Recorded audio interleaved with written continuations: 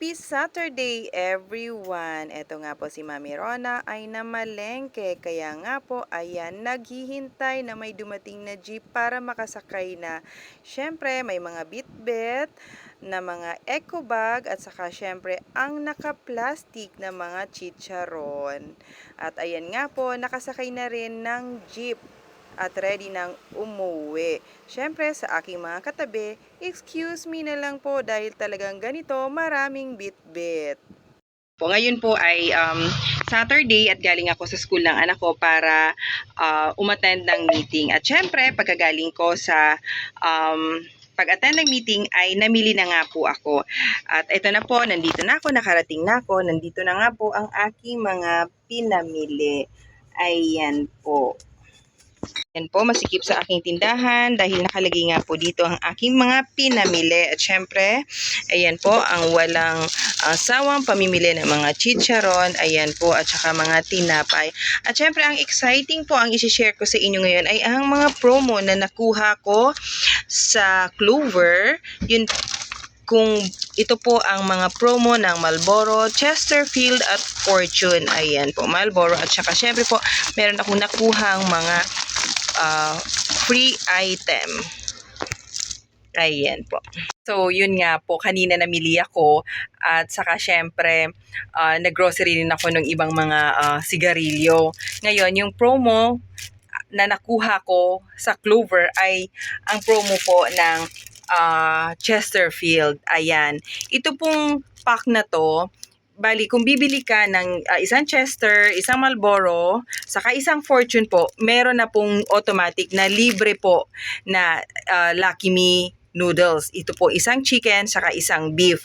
So, bale, para makadagdag po ng benta, ayan po, kumuha po ako ng bali 5 pong bundle po nito. So, automatic, meron na po akong free na bali 10 peraso ng noodles. Tag 5 po ng chicken noodles at 5 din po ng beef noodles. Tapos, yung Chesterfield po, bali nagkaroon ako ng, dahil sa 5 nga po itong nabili ko na Chesterfield, nagkaroon pa po ako ng parang spin a wheel. So, hindi ko na nga po na videohan dahil wala nga po akong cellphone, no? Noong time na yun, saka marami po akong bitbit. So, ang ginawa ko po, grinab ko na yung 5 nito na Chester para magkaroon po ako ng 2 chance na mag-spin.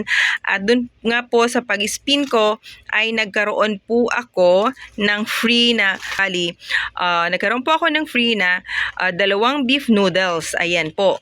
Saka 2 rin po na chicken noodles. So yun po yung 2 spin na nakuha ko. Tapos nag-avail na naman po ako ng bali 5 kaha po ng Chester na green at ang nakuha ko naman po ay ang nasa spin na free ay ang 1 kilong bigas. Ayan po. Medyo magandang klase po yung bigas niya. At saka syempre po, ang Happy Fiesta na vegetable oil. 1 liter ito. Ayan po. Talagang gamit na gamit ito sa amin. Dahil syempre pang prito at gamit sa pagluluto po. At syempre po, bukod po sa free na to, binigyan din po ako ng gamit sa pangpalengke. Ayan po, 2 parang eco bag siya. Ayan, 2 po. Pero matibay po ito. Mukha siya matibay. Ayan. So, sayang din gamit sa pamamalengke. At saka syempre, libreng panggamit na rin sa kusina, pangkain, pang merienda, pang prito. Ayan po, mapapasana all na nga lang daw. Sabi nga nung isang customer, sana all may pang prito. Ayan po. Ayan nga po, sa araw-araw na pamamalengke ko, talagang sakripisyo. Share ko lang kanina, no, nakita kami ng pinsan ko, sabi nga ng pinsan ko, para daw ako laging Christmas tree sa tuwing nakikita niya ako sa palengke. Syempre po, 2 sabit sa balika, tapos may trolley pa, so may bit-bit pa dito sa kaliwa na kamay. So, sabi niya, para daw akong Christmas tree. Sabi ko, ganun talaga sa buhay ko, araw-araw ay Pasko. Ayan po. Tapos yung isang kapitbahay nga po namin dito na regular customer ko rin dito, nakita daw nila ako sa palengke, yun nga po, marami akong bitbit.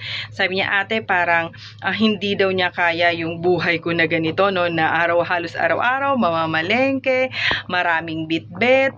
Sabi ko, yan yung blessing na ibinigay sa akin ni Lord at yan po yung ipinagpapasalamat ko na siguro yung ibang tao hindi kaya yung ginagawa ko pero ako kinakaya ko. Syempre wala naman po akong ibang purpose kundi mapalaki ko ng maayos at masustentuhan ko ang pangangailangan ng aking mga anak. So lahat na po yan ay ginagawa ko lang din para sa mga anak ko. Syempre solong nanay tayo, so kailangan po magsikap para sa 3 kong mga anak.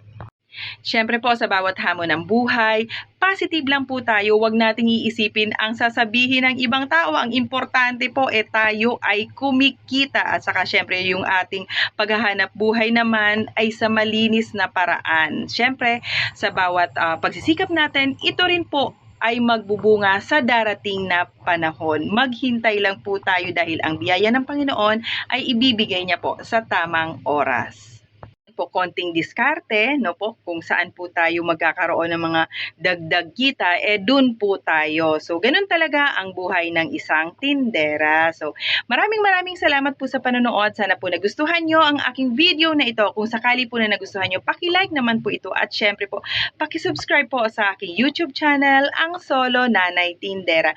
Maraming salamat po. God bless everyone.